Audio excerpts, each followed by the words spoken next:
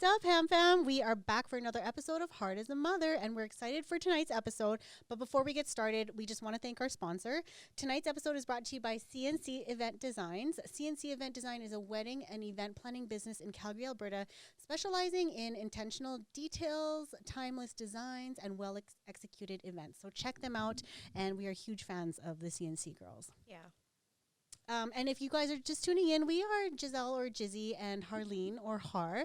Just two moms keeping it real, creating a safe space for moms and dads and anyone raising children or even adult children to create the honesty and realness that comes with parenthood, because you got to be able to laugh at yourself because there's no manual for parenting. And as always, here with me today is my lovely co-host, Har. Hi, guys. So you could be literally doing anything else, but you're tuning in or watching or whatever it is your preference is. Don't forget to give us a thumbs up, subscribe to our YouTube channel, and follow us on Instagram. If you love our content and you want more of it, support your girls by buying us a coffee. We'll have the link below. Guys, I cannot contain my excitement for the guest we have tonight. She is a Filipino and a Chinese Indonesian father in her father in Calgary. She attended Calgary's Glenmore Christian Academy. She left home at the age of 12 to attend the National Ballet School of Canada in Toronto.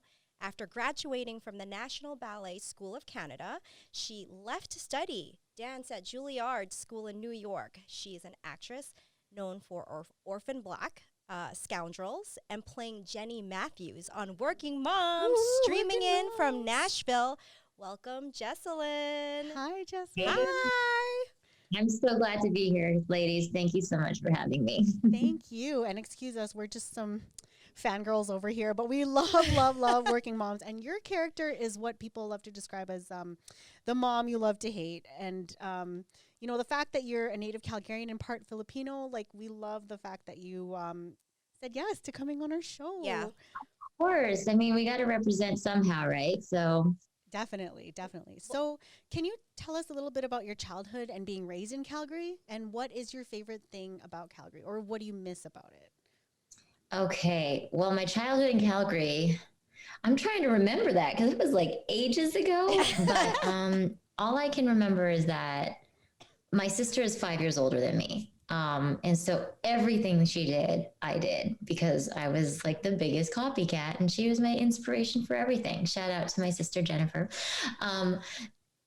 So when she kind of got into, performing arts and just arts in general, like singing, dancing, piano, everything, I basically tried it all.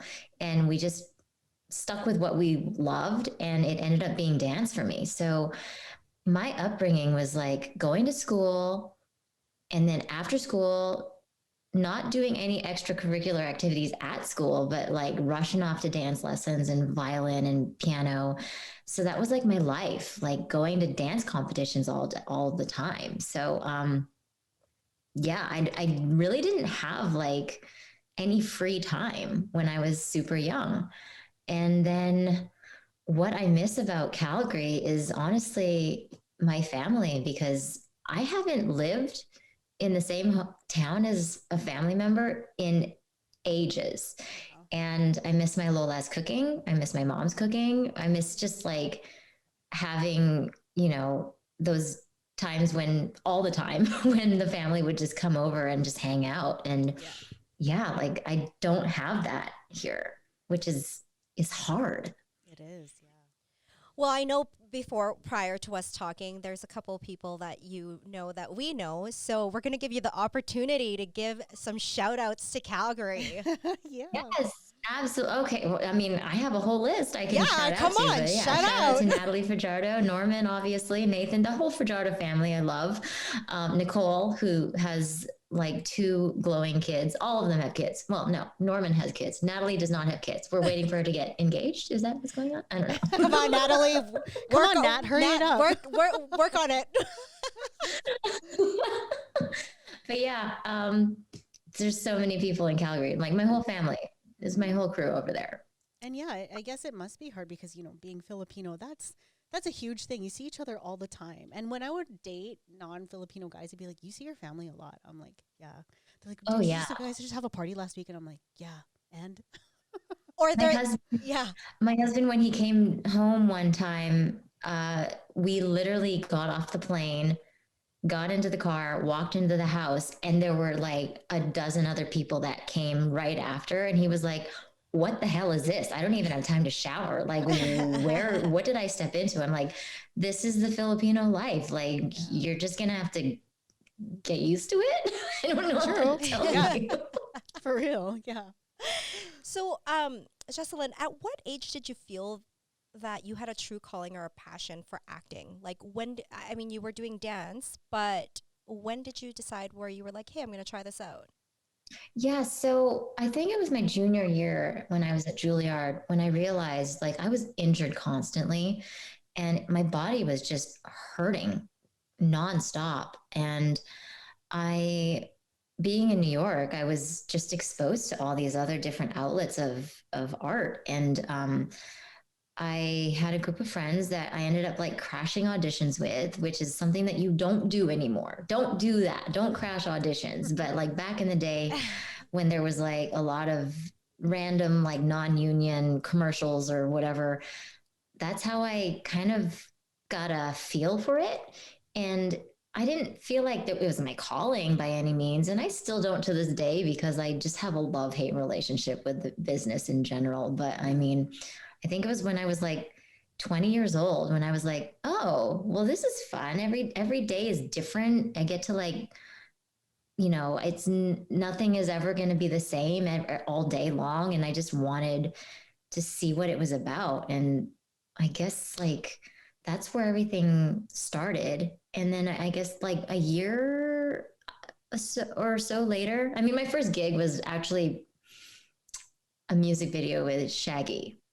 Nice. Okay, which one? Because I want to look. I gotta Google this. I played a background singer on the song called "Strength of a Woman." Okay.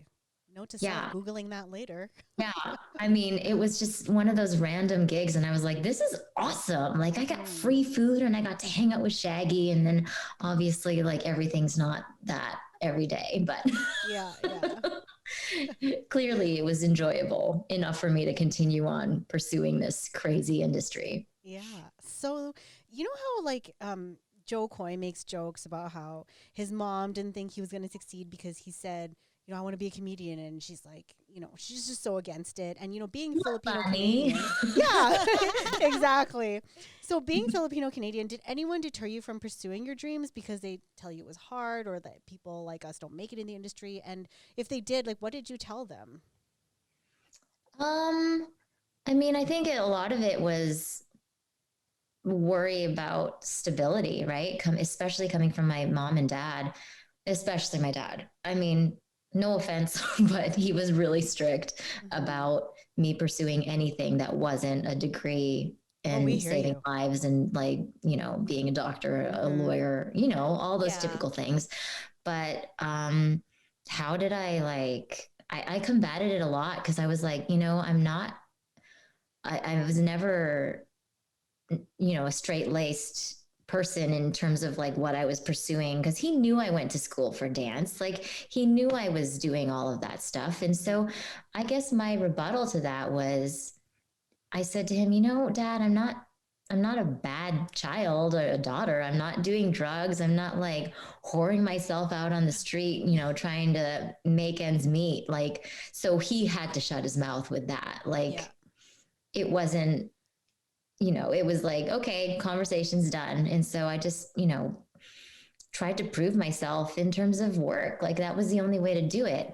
Yeah. But, even still to this day, like I question my choices just because, being a mom now, you're like, okay, well, how am I raising my kid and all this stuff? Cause that's like the definition of how you've, what you've become essentially. So just like, there's that, feeling of, okay, did I make the right choices? Because I'm still trying to figure my life out at this point. I'm almost 40. I feel like it's always like that when you become a mom. It's there's always self-doubt. As soon as you become a mom, your choices in life, you always doubt. Yeah. So 100%. now that you're on Working Moms and it comes on and your dad and mom sees this, like, what does your dad say? It's like, oh my God, that's my daughter. Like does he tell people? Of course. It's He brags, right?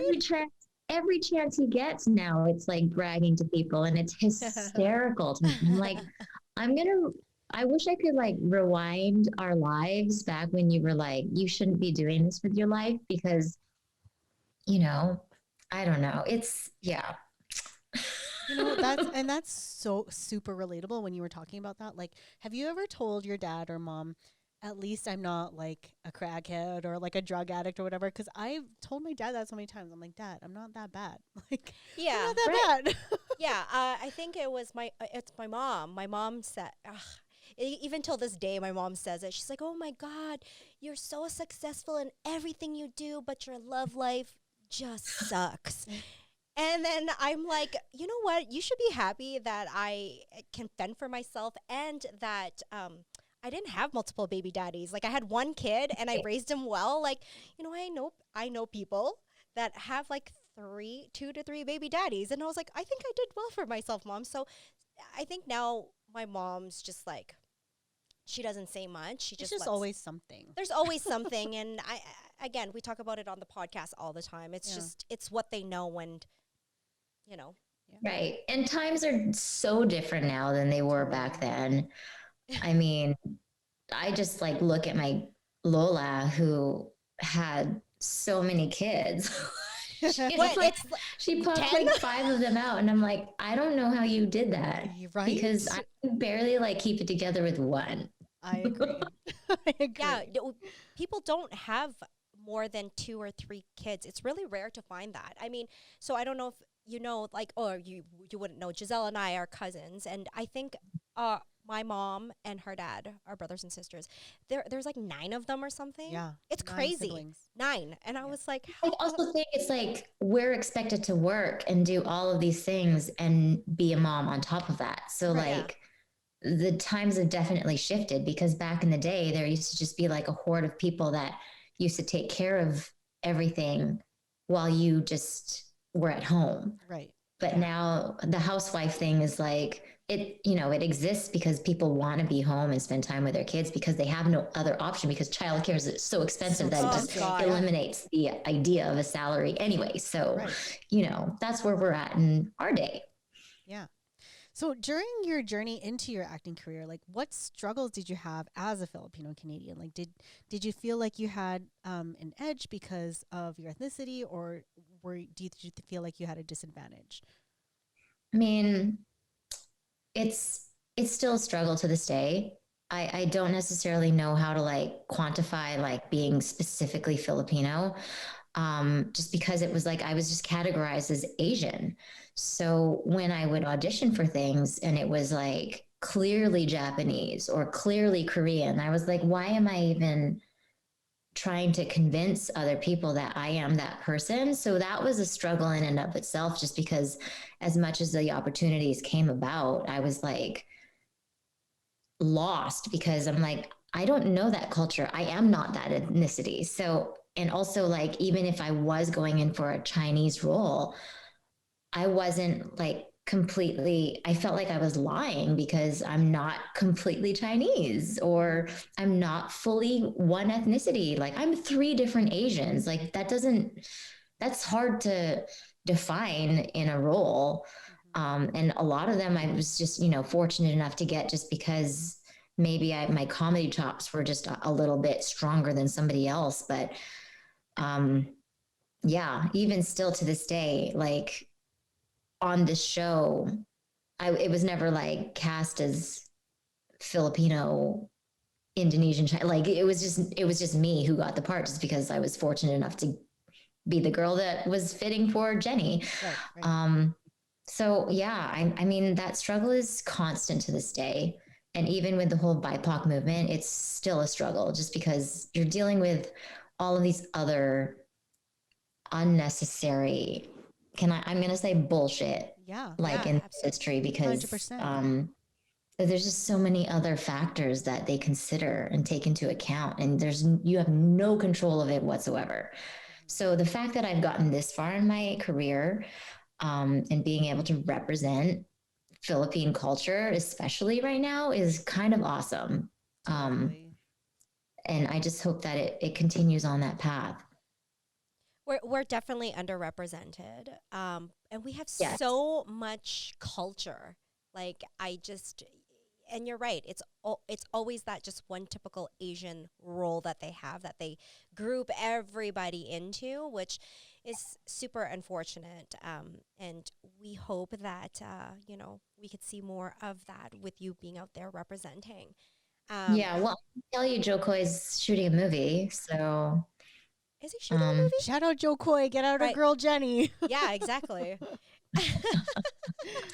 yeah, I mean, there's definitely like a platform for it. I just I'm like I've been so caught up in trying to raise a kid during this time, like especially during the BIPOC movement, that I haven't really had like an opportunity to like have an outlet to create my own world of what this culture is all about. And it's still in the back of my head. Like I want to like go back to like what this family, like this culture of Filipino family is all about. And so I'm just waiting for the right opportunity to actually like pursue that.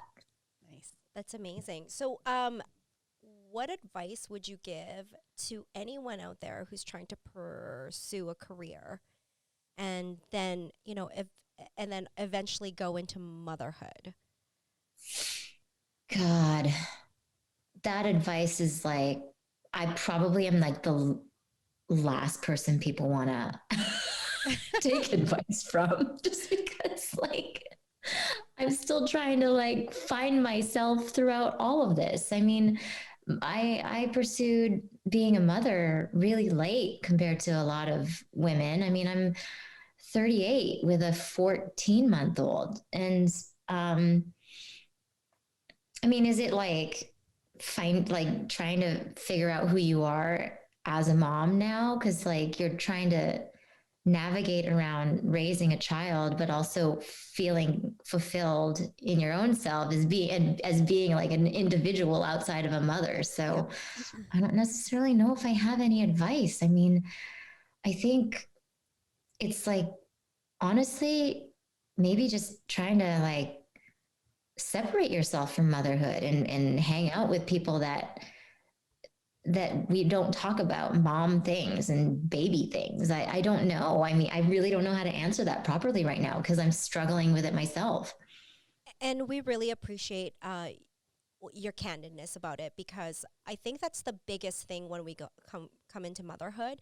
And regardless if you're like, I don't want to say regular mom, but I mean, your career, I mean, you're an actress compared to like regular moms or moms that have other careers, but it just shows that all moms go through the same thing. It doesn't even, regardless of what your occupation is, we go through the same things. Right. And I want, and I think that's the reason why Giselle and I both wanted to create this platform. It's like, let's just all have an honest conversation about it, and not shame each other. Yeah. Well, and also not to say like, okay, yes, I am an actor, but that's not all of who I am. Like I actually am a realtor as well, because I was going to quit acting because it's just so gut wrenching sometimes where I just can't take it. And I'm such a sensitive person. So I was like totally quitting like a few years ago. And that's why I pursued real estate. So I don't think that like, just because I'm an actor that I'm like financially stable in that world, because I'm not. I mean, I'm trying to fight for roles just as, as much as like the next girl who is on a show. Like we're constantly trying to like stay relevant. Yeah. And it's so exhausting that I like have to remove myself emotionally from it and focus on another career in order just to pay the bills. So there's that. And a lot of people don't understand that. Right. And that's interesting because not a lot of people get to talk to actors or actresses. So now you know. No, for sure. I mean, like we're all just, I had lunch with some women today and we're all like, what are we doing with our lives? I don't know. I mean, we still have to make money. Right. It's not like we're just sitting pretty. We're not Nicole Kidman. Well, let's rewind a little bit. Congratulations on motherhood, by the way, because you can add that to your Thank you. resume. So, how is Cameron? He just turned 1, yes? Cam is amazing. I mean, I couldn't have asked for a more like fun, independent child. Like he's just at that age where he can find ways to entertain himself. And I love that about him. That's great.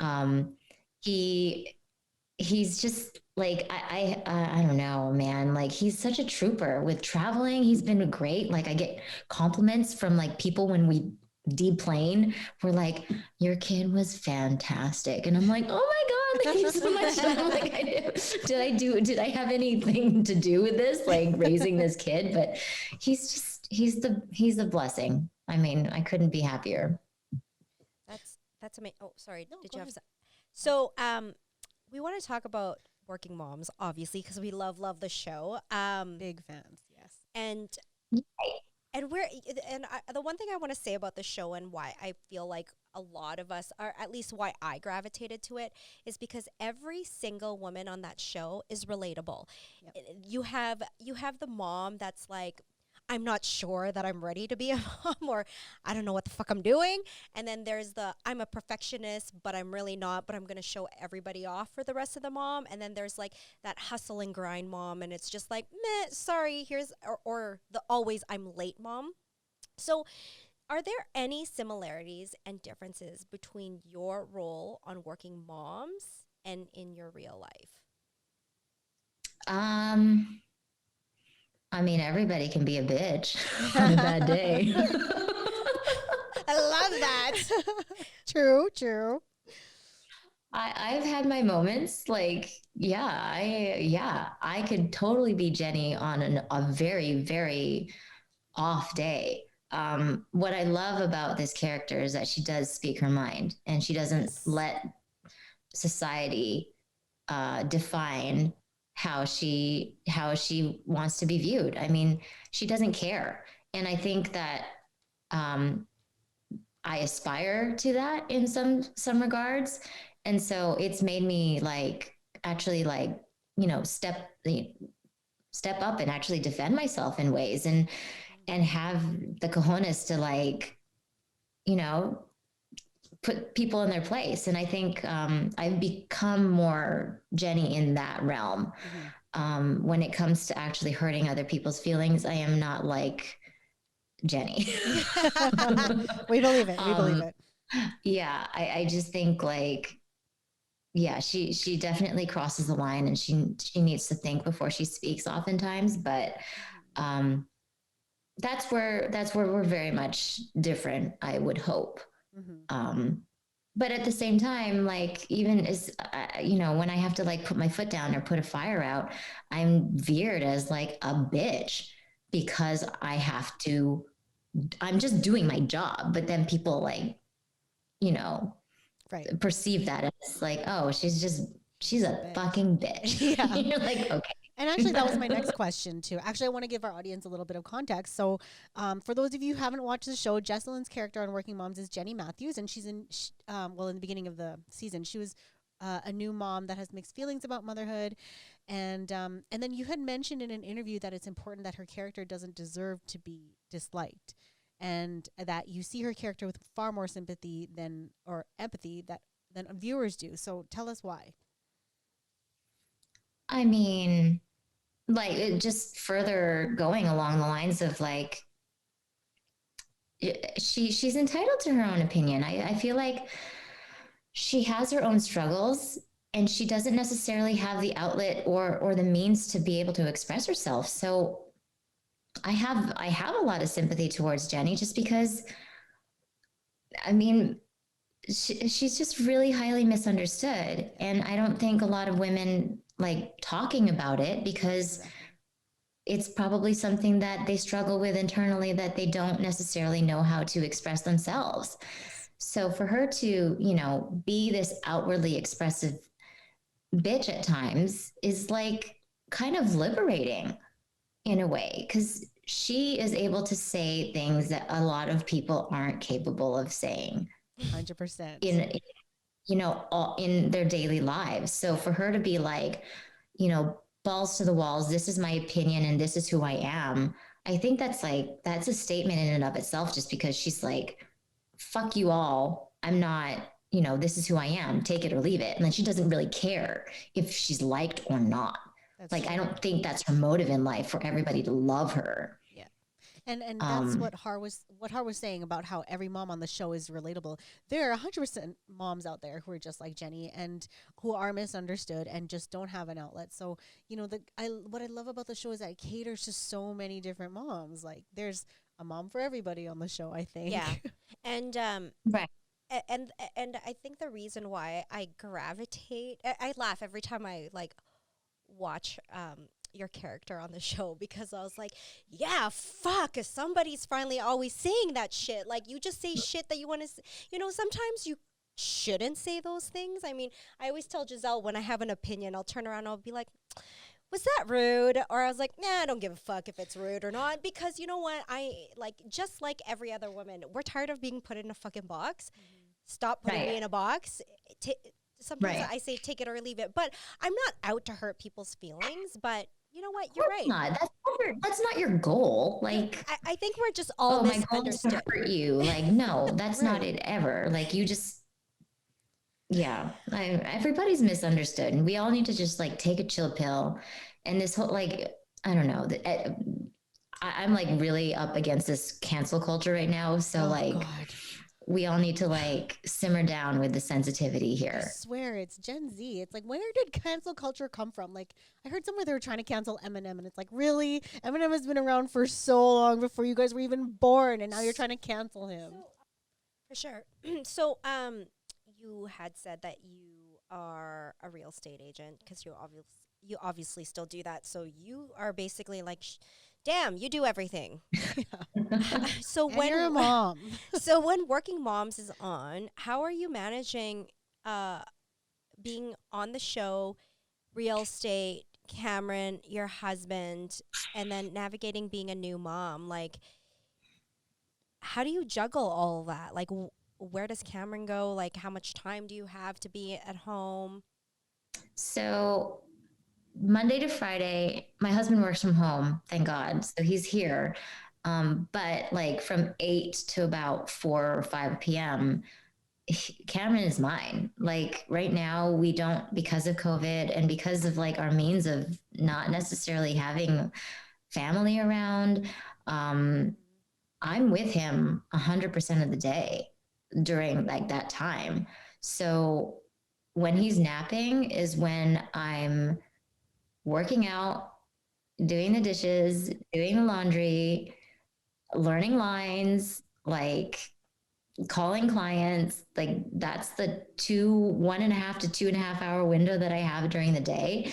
And then I don't think my day doesn't really end until about 10:30, because I'm on my computer studying, or yeah, like learning lines just after he goes to bed. So that's the system that we have in place right now. And then on the weekends, it's kind of the same thing, because kids don't stop, like it doesn't change or Sunday, but like because my husband doesn't work on weekends, I'm in charge of waking up earlier and still doing all of those other things. It doesn't stop. Yeah. You're busy. You're So- super busy. So besides all the things that Har listed, is there anything else going on for you right now? Like I know season 6 of Working, is it season 6 or This is season 5 is airing right now. Season 5, yeah. It's airing right now, so you guys obviously aren't filming anymore. So besides everything that she listed, what else is going on for you right now? I'm trying to make friends in a new city, which is really hard at this age. Well, and during this time, Yeah, I mean, with COVID and especially everything. as much as I love my moms, like I want to be able to hang out and not be a mom at times. So there's that. But like on the career front, like I'm like any other actor. I get an audition from my manager or my agent, and then I have to like find time to do it during nap time. Babysitters. So that's what's really going on. We're like getting into the short-term rental market as well. me a little occupied. And like, and now I'm like a super host on Airbnb and all that shit. That's crazy. It's crazy. It's insane. So why Nashville? That's like a whole other podcast.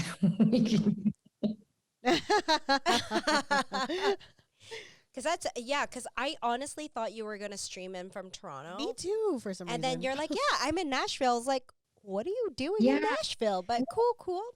We'll get you on another podcast to be like, why is Jessalyn? Long story short, we just didn't want to raise our kid in LA. Pandemic gave us a reason to reevaluate what we were doing with our time and our money over there.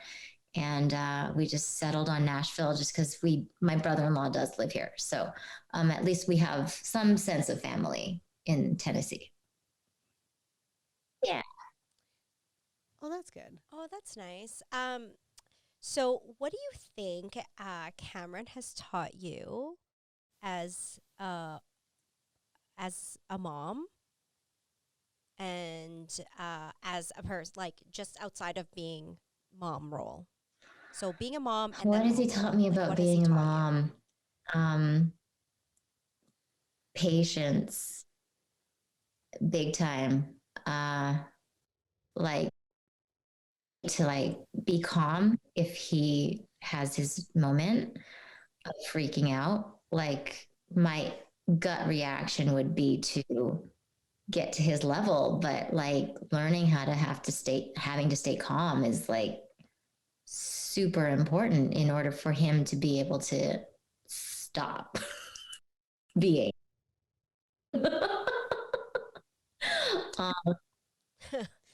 Totally, yeah. And that's new, I feel like, like with mindful parenting now. Because our parents didn't do that. It was like, okay, I'm just going to wait till you stop acting like that. My parents for sure didn't. Oh, no. I would get the stare down like, stop it crying. Right now. Why are you crying? And then you're just like, I'm not crying. And you're like trying not to cry. But you can't stop crying. Like navigate around this toddler behavior. Like it's just insane. Like he has no way of expressing himself. And so the only way he knows how to freak out. So I did a little bit of research trying to figure that out. And I was like, okay, let me just try to pretend I smoked some weed and deal with this situation. Yeah. I'm going to I'm just going to keep talking and then do that thing again if you can't hear us. So we polled our audience and asked our audience questions. We asked our audience if they had questions for you. So somebody asked, would you ever actually get a nipple ring? That was a funny episode. No, never in a million years would I ever get a nipple ring. Okay, another question. Are you always the funny person in your family cracking jokes? I am a sarcastic human being by nature. So yeah, I do crack jokes, and I think it's just because out of like insecurity. You know what? I kind of think about that and I'm like, I think that's what it is. When I'm uncomfortable, I make jokes. Like I deflect away from me, or I'll like bring attention to it. Like I don't intend to be funny. I think I just like, a one-off and people laugh at it. And I'm like, oh, I made you laugh. Ha ha ha. And that makes me, I guess it like builds my ego for a second. And then I'm like, okay, I'm still pathetic after it. Anyway. So do your family and friends treat you differently now that they see you in movies or on TV shows? No. That's amazing. That's all you want, right? They treat me the same. I have like my whole mentality is always staying grounded, and this just because it's a more what do you call it, this job, and what I do is like more of like not mainstream, but like just I have no words because I've been drinking. But no, the short answer is no. No one treats me differently, and I think I would do the same for them if they were in the same shoes that I am in, because this job is, it shouldn't be glorified any more than it should. Like teachers need to be glorified more than what we do. So no. That's awesome. So, with your character, actually, this is my question, but with your character, Jenny, does your family say, "Oh my God, how can you do that?" Or like, do they make comments about certain scenes that you're doing, and they're just like, "How did you do that?" Or "Did you really do that?" Like, do you get comments from your family and friends? I mean, so like that first scene In season in one. one of the first seasons in season one, when I was like masturbating in the office, Yeah. like right, like before that episode aired, I had to call my dad and be like, just know that this is acting and this isn't like something that I'm really doing in real life. Like, this is my job. So, yeah, I have to preface it with that. But now I think they're just so used to what I say and do on the show that they don't even ask. And I, being in the States, like I have no access. I could watch it, but I have to watch it live, which I don't have time to do. So I don't necessarily know what's going on in order to like say, oops, yep, warning you again. Right. And you're in season 5 now. So it's not like before every episode you're going to call home and be like, hey. Oh, for sure. By the way, if you want to masturbate, well, maybe you shouldn't do it at work. But hey, it's totally okay to do it. I mean, Just no shame in your game. Yeah. no shame. No masturbation whatsoever. Well, Just make hey, sure the door's locked. You Well, dum-dum. the thing is, if you did okay, this is like a Harleen thing to say, but if you did want to masturbate during your lunch hour, you can't really get in trouble for that. Could you? I mean, what do you think, Jessalyn? I don't know. I don't work in a normal environment. So like a cubicle, work like 9 to 5. You got to figure out how to make the time go faster anyways. Okay, so what's it like? Obviously, Kate on the show, she's actually the producer of the show. What's it like working with her? And how did she, like, what was her premise on putting the show on? Like, Well, I can't speak for Catherine, but what it is like working with her is it's kind of, she's a badass. And I mean that in like, in all sense of, in every way possible, because like for her to create, direct, sometimes write, and star in her own show is just inspiring, and just fascinating to watch. Like she just gets shit done when she's on set. And I think anybody who realizes how hard making a TV show is, like when you see it in person, it's the fact that like something goes from pen to paper to a storyboard to actually like on the screen is just is hard enough. So for her to actually do all of those things and have people surrounding her that like make it happen, it's amazing. And she's also so funny. Like Totally. her riffs, I got to actually work with her this season because like Jenny's so far removed from everybody else's world. But yeah, like when she's on set working with her, like it's so fun to watch her riff and improv. I just want to be. I actually just found out recently that Nathan is How her did I not husband. know that this whole time? that's crazy. No, I think I found out in like season 3 or 4. I messaged all my girlfriends. I was like, guys, did you know? And they're like, what? So that's another impressive thing, to be able to work next to your husband in real life and do all that other stuff Yeah. on camera. And yeah, it's crazy. Speaking of husband, let's talk about your husband for a second. Actually, somebody asked this question. What does your husband think when he sees all these like really steamy scenes of you with other men? He could care less, honestly. And I think that's what's so great about our relationship is he knows that it's a job and he meets these people in real life and he knows that they're not my type. Yeah, well, I don't want to say any spoilers about season 5, but that's Yeah. for another show. Yeah, that's for another show. Okay, who would you want to work alongside with in your career? Oh God, that's like a loaded, there's a lot of people that I would love to work with. If you had to pick like number one, if your agent called you right now and said number one person you want to work with right now, I guess at the top of my head, it comes like Liam Neeson. I mean, and I only say that because I like ran into him, not that we know each other at all, but like in New York, we were walking in opposite directions and he was on the phone and I was like, "Hi, Liam Neeson." And he like waved at me like he knew me. And I was like, you're awesome. So Nice. Okay. Random thing. If you could Anyway. have a hot That's awesome.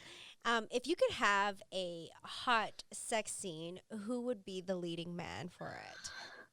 Oh, God. You know, sex scenes are like the worst things to shoot.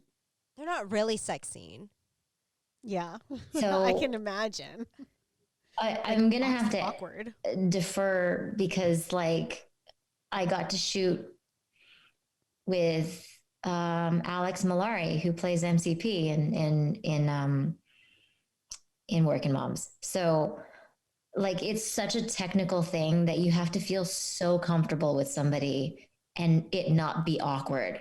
Like I've had like a couple sex scenes in my career and there's always junk that falls somewhere on someone.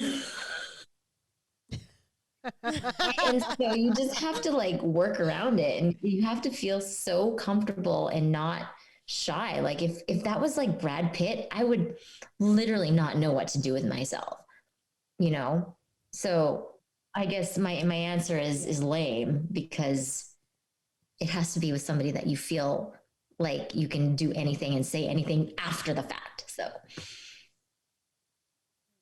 Totally, because those scenes are probably not easy it's torture. Like the amount of hours we have to like, especially during COVID, like it was so weird. There was one moment where Alex had to wear, it looked like a maxi pad just taped around his mouth just because we were so close and it was like we were shooting during the pandemic. So it was like, oh wow, really funny because he was like Bane for a second, like this comedic.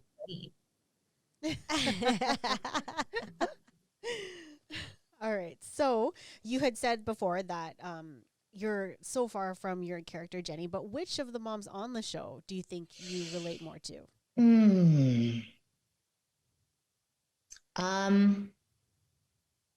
I mean, I would probably have to say Kate's character I relate most to personally. And no one's actually ever asked me this, which is an odd thing to, to actually season 5 be asked this. But like, yeah, I think she definitely epitomizes what I'm struggling with currently. Just because there's that, fine line, like this, like your relation, who you are in a relationship, who you are at work, like all of those things that you have to balance and still, make it happen. Right. So somebody asked, what is your favorite episode or season out of Working Moms? Oh, okay. Personally, it was this past season 5. I think because Jenny finally comes into her own, I feel at the end of season 4, like standing up for women's rights and equality in the workplace. And so I think she's finally found like her voice. So especially the writers just have so much fun with what I get to say in every episode. And I think we like really hone in on the fun, but also like what's going on in society in a really good, in a really positive way. And yeah, this season was definitely like writing wise, it was like the most fun for me. How excited were you at the end of season 4 when you found out that Anne was going to be moving to Calgary? Were you like, yeah, are we I filming in mean, Calgary? Because I totally thought that.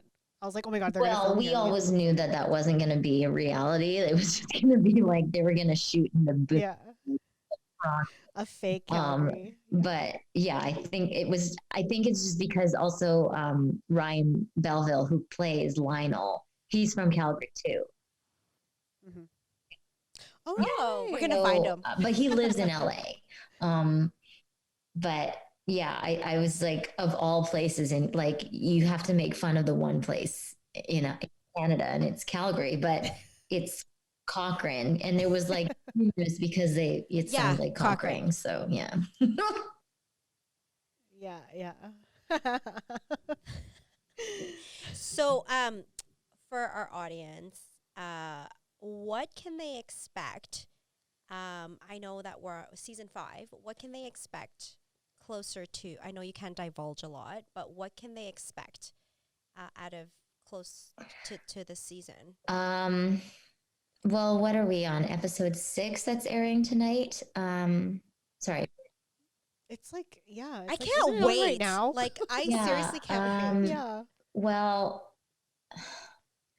I think this season I'm really trying to recall like what's going on with the other women's storylines, but for Jenny, it's just like this push and pull between MCP and her, and like um I not to like do any spoilers or anything, but they really hone in on how far Jenny goes in terms of like trying to get what she wants. And not to say that it's more of the same because it's totally different, but yeah, the end of season 5 for Jenny and MCP is pretty sweet. I'm so Looking excited. forward to I it. can't wait. That's So, exactly what I'm going to do when I go home is I watch know. it. I know. I have my ritual. I every time the show airs, I always text her. I was like, "Are you serious? This is happening right now. I can't wait for like I can't wait. I need to know what's going on." So, obviously we are almost out of time. So, Jessalyn, thank you so much for taking the time Sure. to shoot the shit with us. We are big fans of yours and we can't get enough of Working Moms and we look forward to more seasons.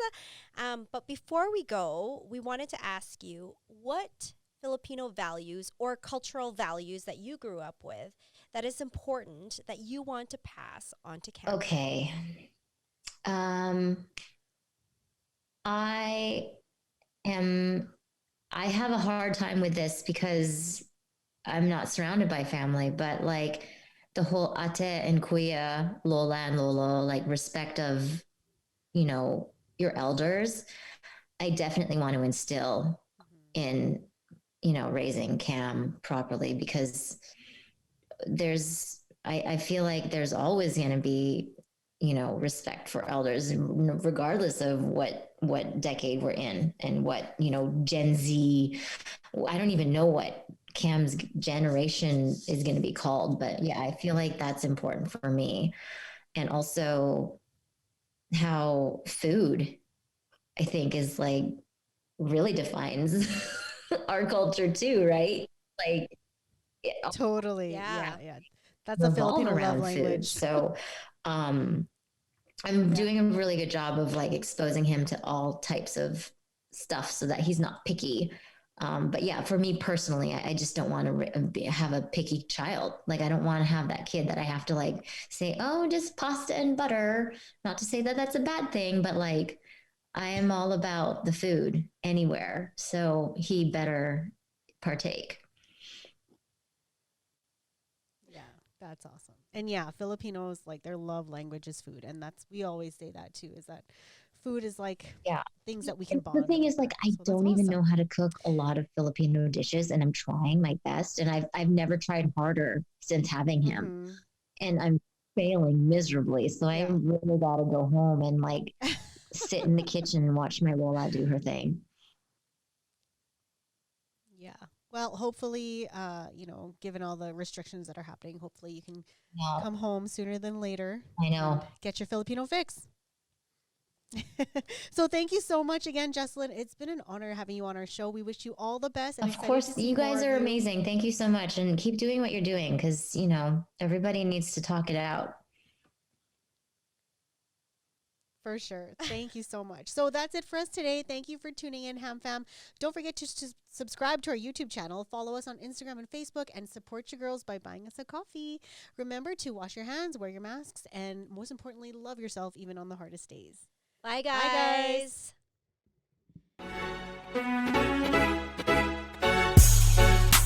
With some moms in the smoke, with some moms in the smoke.